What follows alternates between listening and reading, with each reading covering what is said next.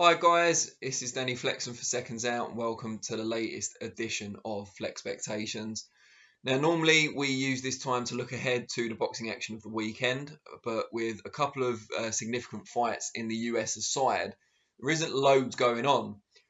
Next weekend is a complete opposite. There's loads going on both sides of the Atlantic, and I decided for that reason to use this week to preview the Frank Warren show for next week, focus on that.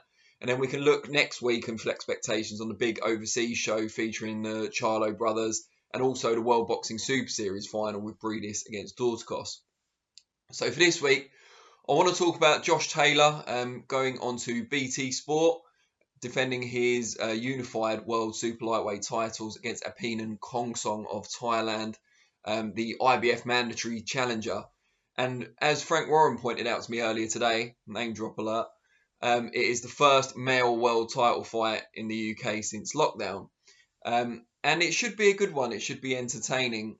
They've both got the same record, 16-0. They're both 5'10" tall.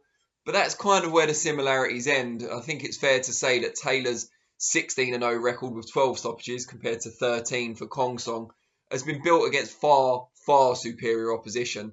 From very early in his career, Taylor was matched incredibly well by Cyclone. He's not with them anymore, of course, but was matched very well and progressed each step of the way.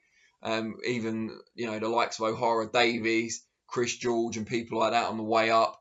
And then in his last two fights, solidified himself as, in my view, the best in the division, above Jose Ramirez narrowly, beating Ivan Baranchyk in the semi-finals of the World Boxing Super Series to get the IBF title, and then unifying the WBA by defeating Regis Prograis in one of the best fights of last year.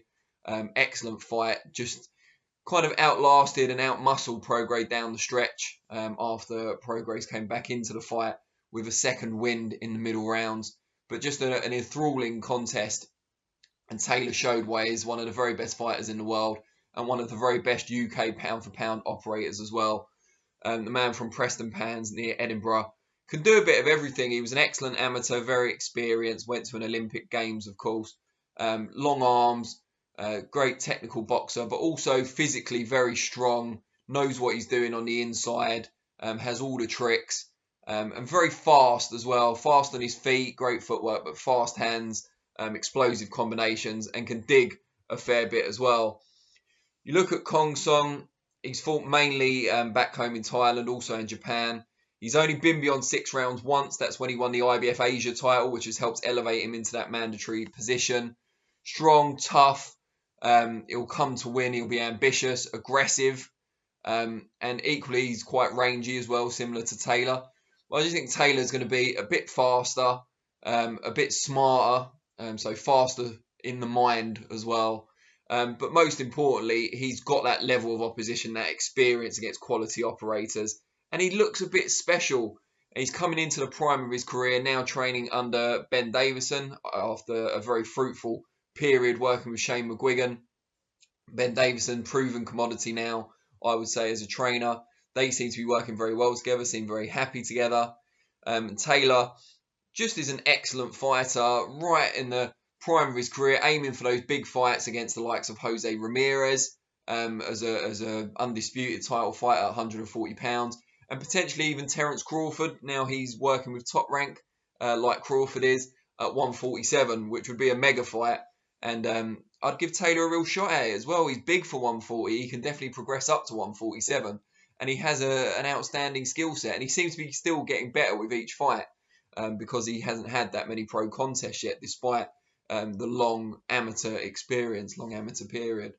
So definitely worth tuning in for that, even if only to see Taylor in action on UK TV and obviously on ESPN Plus out in the States.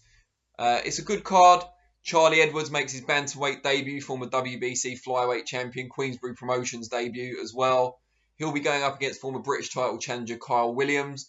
Williams lost that one by stoppage to Kash Farouk. We spoke to him earlier this week. He's enthusiastic about the Edwards fight. He recognises that although he hasn't mixed anywhere near the level that Edwards has, he is a natural bantamweight. He's big for the weight. And Edwards has never really fought there. He's even planning to carry on as a super flyweight when he competes for world honours in the future, not bantamweight. So the idea for Williams, and he's open about this, is to outmuscle Edwards, to push him back, to be aggressive, to disrupt him on the inside. Edwards obviously an excellent boxer, great footwork, versatility, punch selection. So it's more whether he can keep Williams off over the distance if it goes that far. So that's an intriguing contest in itself. We also get to see Willie Hutchinson, who's one of the most exciting prospects in UK boxing. Still only 22 years old, Scotland's only world amateur champion. He won that at youth level, turned over quite young, didn't have a lot of senior contests as an amateur. But the Hurricane, as he's now known, a massive improvement on the Hutch train, which was his former nickname. Training under Dominic Ingle, got a house in Sheffield with his wife, seems really happy there, good friends with everyone else in that thriving stable. There's no opponent for him at the moment, but we are expecting a step up. I think it's for the IBF European title, might be international, I'd have to double check. But we are expecting a step up. He's fought overmatched opposition, it's fair to say, thus far. He's hard to match him, I think. But we're looking for a rise in quality for his opposition, and I expect him to rise to the occasion because he is an excellent talent. And also we see David Oliver Joyce coming off a win over Lee Haskins, who retired after the contest. Joyce was exposed to an extent in his defeat in the Golden Contract quarterfinals to Lee Wood. Dropped a couple of times and beaten there, but still brave, gallant in that fight, gave it his best and come back with a good win. Former amateur star, David Oliver Joyce. So he's fighting Ionut Baluta of Romania, who's coming off a great win over a former world champion, TJ Dehaney, over 8 rounds last time out. Wasn't expected to win that one. It was more of a keep busy fight for Dehaney, but he upset the odds. Previously beat Carl Williams, who's fighting Charlie Edwards on the same show. Dropped him in that fight and edged it on the cards.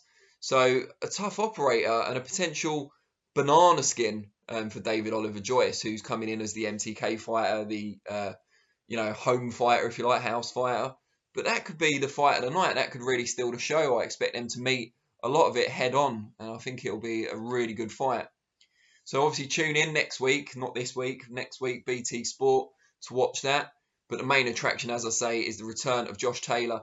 And I guess the comments I want from you guys, you can talk about the card, obviously, but it'd be good to know what you think of Taylor's chances if he gets through this against Ramirez and against Crawford, ultimately, if he moves up to 147. Just how highly do you rate Taylor as well? Is he the UK pound-for-pound #1, or is it perhaps Billy Joe Saunders, Tyson Fury, Callum Smith, Josh Warrington, one of the many other world champions that we have? Let us know what you think. I'll be back on Monday for Reflections, 4:30 PM, and the next FLEXpectations, where, as I said, I'll be looking ahead to the big show in the US, featuring the Charlo brothers and the WBSS Cruiserweight final, Thursday at 4:30 PM next week.